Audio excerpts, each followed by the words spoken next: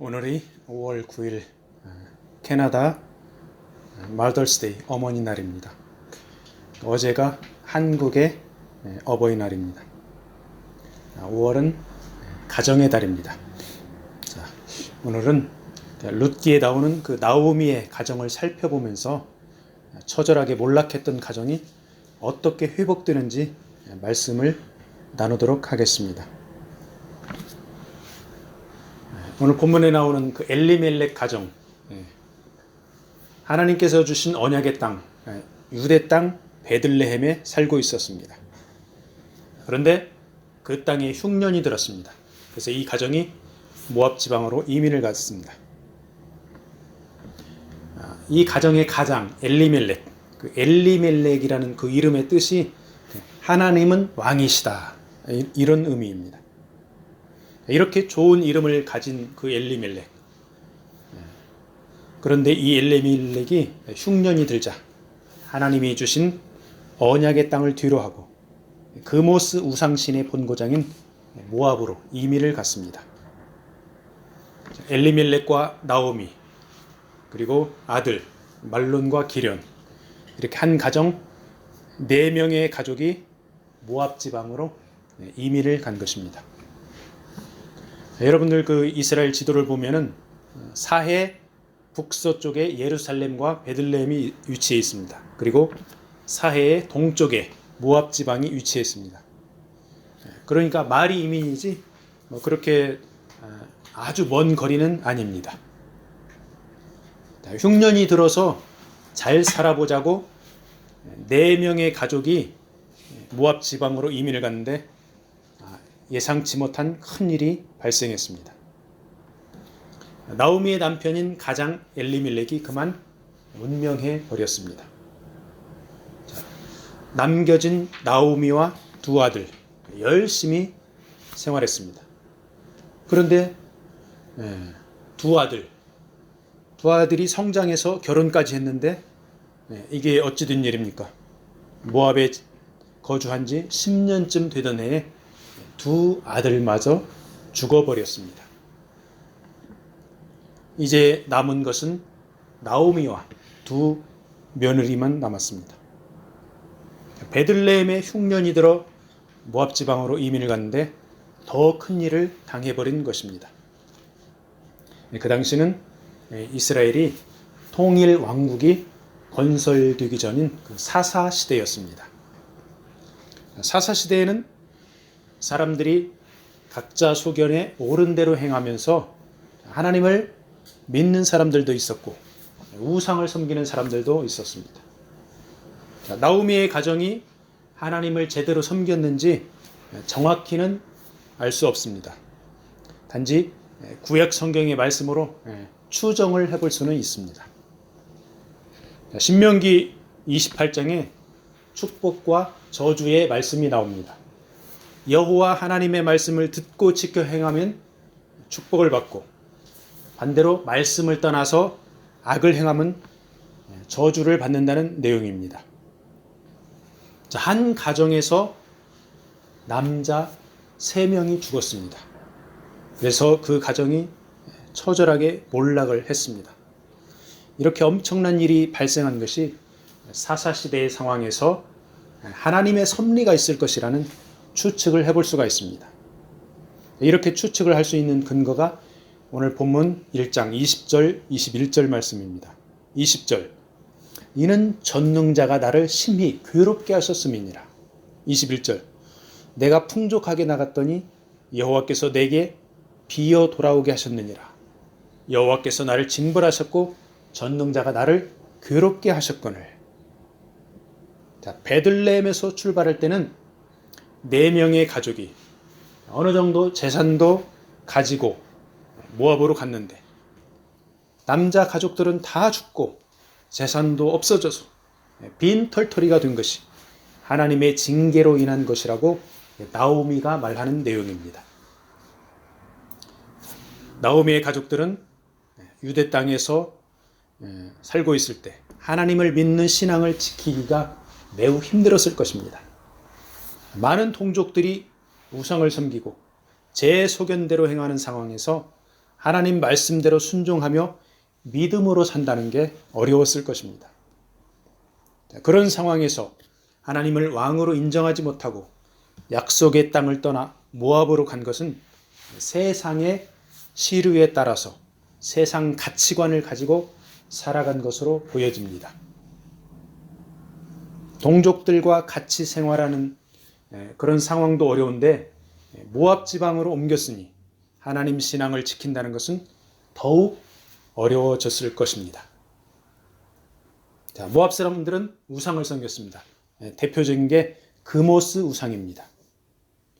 그모스는 모압 사람들이 어린아이를 불에 태워서 유아 인신 제사를 행하는 아주 그 가증스러운 그런 우상을 섬겼습니다. 사사 시대를 지나서 왕국 시대, 그 지혜의 왕 솔로몬이 있죠. 솔로몬이 처음에는 하나님을 잘 섬겼지만 나중에는 왕비들을 위해서 모압에 가증한 그 그모스를 위한 그런 산당을 지었습니다. 그 내용이 열왕기상 7절에 기록되어 있습니다.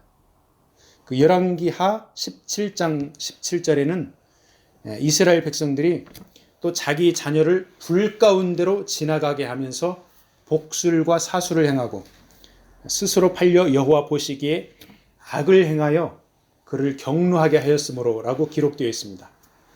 왕국 시대에 그모스 우상을 섬긴 이스라엘 사람들은 하나님의 징벌을 받았는데 자신들의 책임이 있습니다.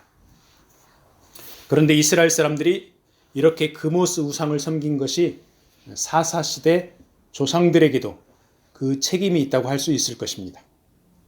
자, 그런 면에서 보면은 나오미의 가족들이 모압에서 그모스 우상을 섬기는 문화 가운데서 정말 어려운 시절을 보내다가 하나님의 징벌을 당한 것으로 볼 수 있습니다. 요즘 시대에도 본국을 떠나 해외로 이주하는 가정들이 많이 있습니다. 그들의 소망은 본인들도 잘 살고 자녀들에게 더 나은 생활 환경을 제공하기 위함입니다. 그런데 해외로 나간 가정들이 믿음을 지키며 신실하게 살아가는 가정들도 있고 나오미의 가정처럼 비참하게 몰락한 가정들도 있습니다. 불신앙의 가정은 논외로하고 신앙의 가정이 깨어지고 몰락한다면 하나님 앞에 겸비하게 엎드려 하나님의 섭리를 찾아야 합니다. 이것은 남 이야기가 아니고 바로 우리 자신들의 이야기입니다. 바로 우리들 각자가 나오미의 처지가 아닌지 성찰해야 한다는 것입니다. 남편과 자식들을 잃은 나오미는 지금으로 보면은 장년이라고 할 수 있지만 당시에는 평균 수명이 짧았으므로 노년의 여인이라고 볼 수 있습니다.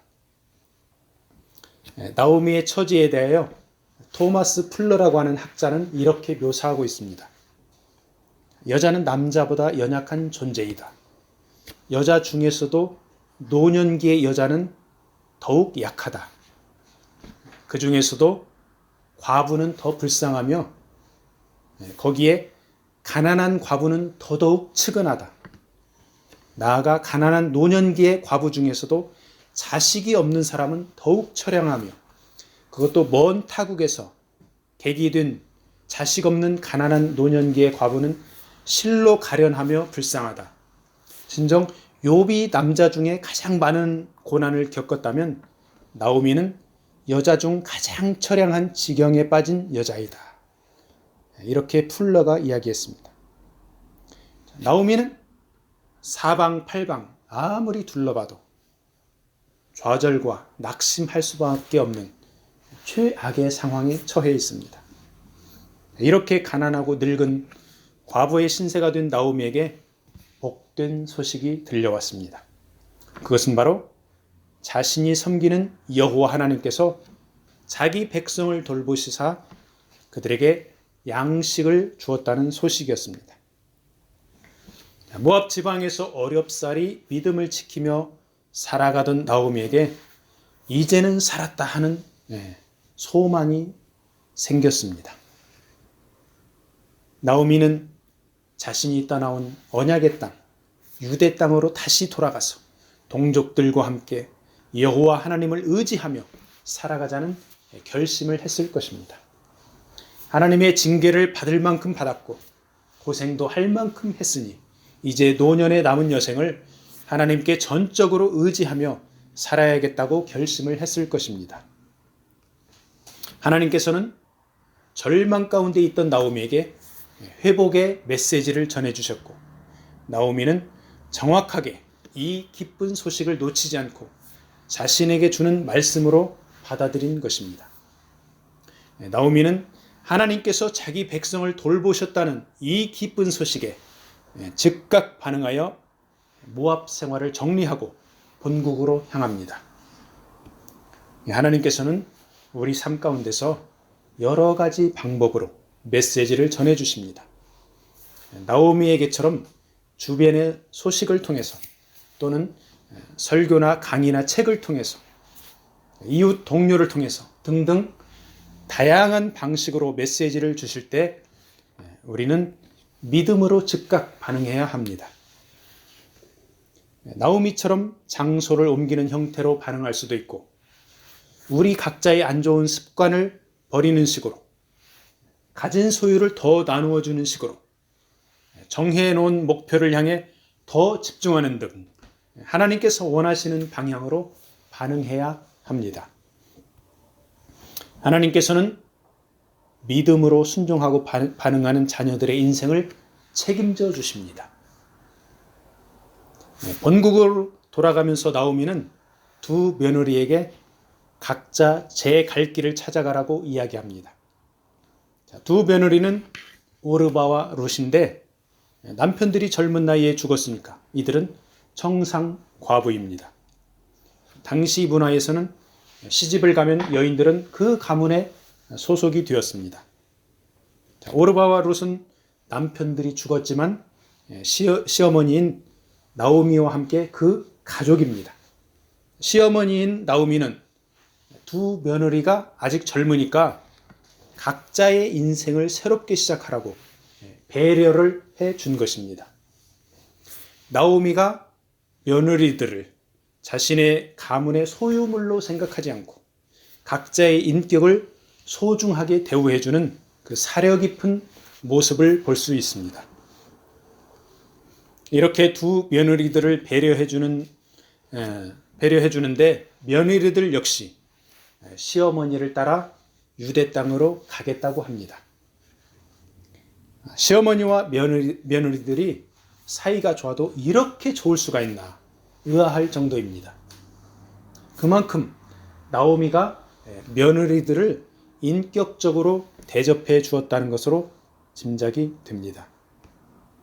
두 며느리가 따라오겠다고 하자 나오미는 자신에게 아들이 없어서 계대 결혼의 가능성이 없으니 각자 갈 길을 찾아가라고 다시 이야기합니다. 이 계대 결혼이라는 것은 형이 아들이 없이 죽었을 때 동생이 형수와 결혼해서 형의 대가 끊어지지 않고 이어지도록 하는 그 유대의 결혼 풍습입니다. 만일 형이 죽었는데 다른 형제가 형의 아내 취하기를 즐겨하지 않으면 남편의 형제 된 도리를 하지 않았다고 해서 사람들은 그의 얼굴에 침을 뱉으면서 형제의 집 세우기를 즐겨하지 않았다고 조롱을 하게 되어 있습니다.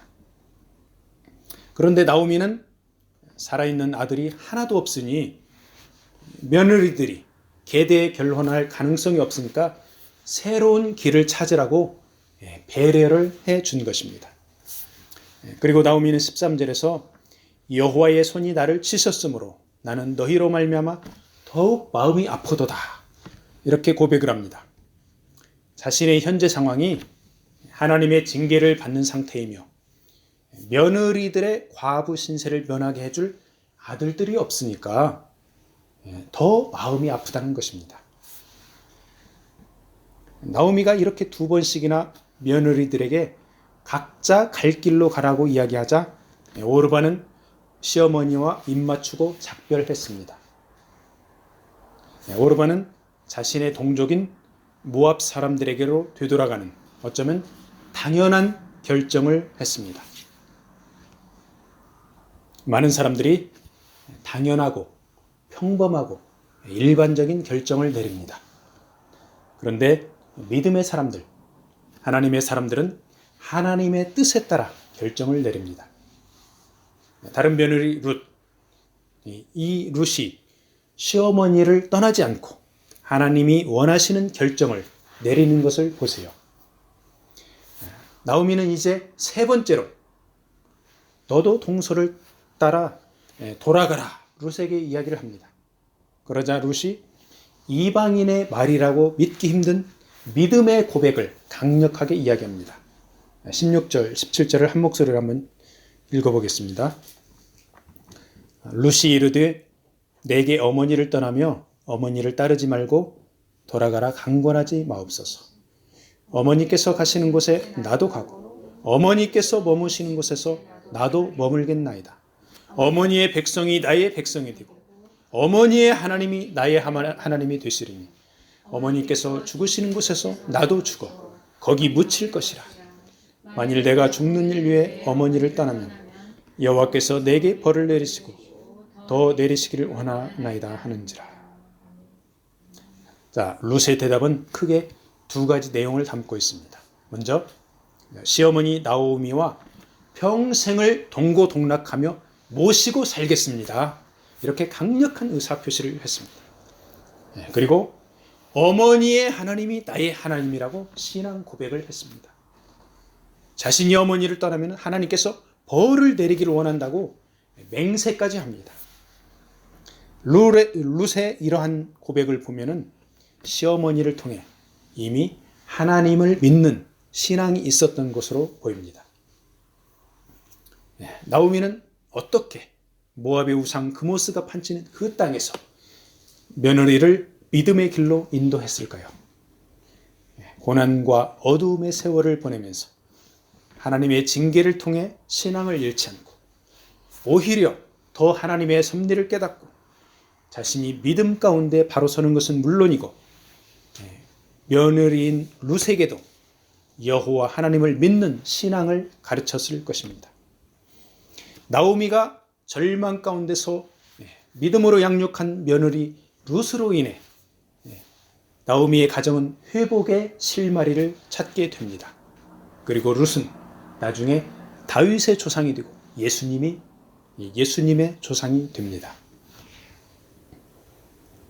나오미가 세 번씩이나 권면했지만 룻이 굳게 결심하며 따라온다고 하자 동행하며 고향 베들레헴으로 함께 돌아갑니다. 이렇게 해서 노년의 과부와 젊은 과부는 가족 관계를 계속 유지한 채 서로를 의지하며 하나님의 복된 소식이 있는 베들레헴으로 향합니다. 인간적인 눈으로 보면 한 가정, 두 명의 과부가 고향으로 돌아가는 모습이 비참하고 측은하기 짝이 없습니다. 그렇지만 나오미와 룻은 하나님의 징계의 시간들을 통해서 그리고 하나님께서 자기 백성을 돌보시사 양식을 주셨다는 복된 소식을 통해 한 줄기 소망을 바라보았을 것입니다. 그리고 나오미는 룻을 보며 룻은 나오미를 보며 서로를 통해 새 힘을 얻었을 것입니다. 두 여인이 베들레헴에 이르자 사람들이 떠들썩하게 맞아줍니다. 이가 나오미냐? 이렇게 말하는 동네 사람들의 그 말에는 남편과 아들들은 어디 가고 불쌍한 과부 둘만 돌아왔느냐? 그러한 뉘앙스가 풍겨나옵니다. 나오미는 동네 사람들에게 자기를 나오미라 부르지 말고 마라라고 부르라 이렇게 이야기합니다. 나오미는 기쁨, 행복이라는 뜻이고 마라는 괴로움, 쓴맛이라는 뜻입니다. 나오미의 가족은 베들레헴을 떠나 모압으로 이민 갈 때 기쁘고 행복한 가정을 꿈꾸었을 것입니다. 그렇지만 모압에서의 삶은 전능자가 나를 심히 괴롭게 하셨음이니라 이렇게 표현하고 있습니다.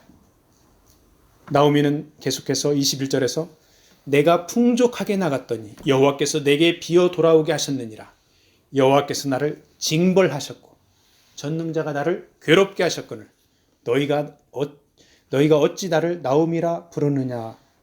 이렇게 21절에서 말하고 있습니다. 나오미는 자신의 처지를 정확하게 인식하고 있습니다. 베들레헴에서 재산을 정리해서 풍족하게 모압으로 갔는데 빈털터리로, 그것도 늙은 과부의 상태로 돌아온 것이 하나님의 징벌이라는 것을 정확하게 인식한 신앙 고백을 했습니다. 그런데 나오미는 단지 괴로움의 상태에 있는 것이 아니라 이제 그 단계를 극복하고 하나님이 주신 소망을 가지고 있음을 알 수 있습니다. 동네 사람들이 자신을 괴로움을 뜻하는 마라라고 부르는 것을 이제 감당할 준비가 되어 있다는 것입니다. 우리가 살고 있는 이곳 캐나다에서도 믿음의 형제 자매들이 때로는 기쁘고 행복하게, 때로는 괴롭고 힘들게 살아가고 있습니다. 이 땅에 올 때 행복을 찾아왔건만 깨어진 가정도 있고 몰락한 가정도 있고 가족들 간에 서로 갈등하는 그런 괴로운 가정들이 상당히 있습니다. 이렇게 어려운 가정들이 어떻게 바로 설 수 있는지 나오미와 룻이 보여주고 있습니다. 바로 가정의 절망적인 문제의 중심에서 하나님의 섭리를 깨닫고 겸비하게 하나님 앞에 엎드리라는 것입니다. 모압 사람들이 그모스 우상을 섬기듯이 이 땅의 사람들은 만몬을 의지하고 지극히 자기 중심적으로 살아가고 있습니다. 하나님께서는 사랑하는 백성들을 징계를 할 때도 있습니다. 물질과 건강과 인간 관계 가운데서 괴로움과 쓴맛을 볼 때 하나님보다 더 의지한 것들을 내려놓고 죄를 회개하고 겸비하게 엎드려야 합니다. 나오미가 자신의 처지를 정확히 인식하고 하나님의 섭리를 깨닫고 고향에 돌아왔을 때 그 땅 베들레헴에서는 벌이 추수할 때가 되었습니다. 괴로움과 쓴맛으로 살아가는 인생의 새로운 전환점이 시작된 것입니다. 이것은 나오미와 룻이 준비한 것이 아니고 예상한 것도 아닙니다. 하나님께서 그 사랑하는 자녀들을 위해 예비한 것입니다. 자신의 괴로움에 매몰된 것에서 벗어나 하나님을 바라보면 그 하나님께서 예비한 새로운 길, 소망의 길이 열리는 줄로 믿으시기 바랍니다. 오늘 말씀을 마무리하겠습니다. 나오미 가족들은 베들레헴에 흉년이 들었을 때 아주 굶어 죽을 정도는 아니었습니다. 21절에는 오히려 내가 풍족하게 나갔더니 이렇게 기록되어 있습니다. 그러니까 베들레헴에 흉년은 들었지만 먹고 살만한데 모압으로 가면 더 풍족하게 살 수 있을 것으로 기대를 하고 간 것으로 보입니다. 모압으로 이민 가자고 아마 가장인 엘리멜렉이 결정을 내렸을 것입니다. 그리고 그 결정에 대한 결과는 그 가정의 처절한 몰락입니다. 하나님의 백성들이 어떤 결정을 내릴 때 인간적인 야망에 따르면 그에 따르는 책임을 자기가 져야 합니다. 엘리멜렉은 자신의 결정으로 인해서 자신은 물론 두 아들까지도 약속의 땅이 아닌 곳에서 운명하는 비참한 신세가 되었습니다. 그렇지만 하나님의 뜻에 따라서 결정을 내리면 하나님께서 그 인생을 책임져 주십니다. 남자들이 다 죽고 3명의 과부가 남은 가정의 가장은 나오미였습니다. 나오미는 이제 온갖 괴로움과 쓴맛을 다 경험하고 하나님의 복된 소식을 듣고 믿음 가운데서 하나님이 주신 언약의 땅 베들레헴으로 돌아가기로 결단을 내립니다. 나오미의 결단이 하나님의 뜻이라는 것을 룻이 동행하면서 뒷받침해주고 있습니다. 나오미의 이 결단과 시어머니를 믿음으로 섬기고자 하는 룻의 헌신으로 몰락한 가정은 기사회생합니다. 그리고 룻은 예수님의 조상이 되는 엄청난 축복을 받게 됩니다.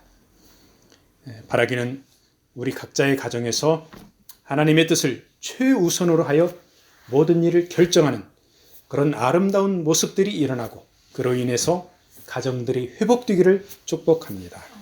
아멘.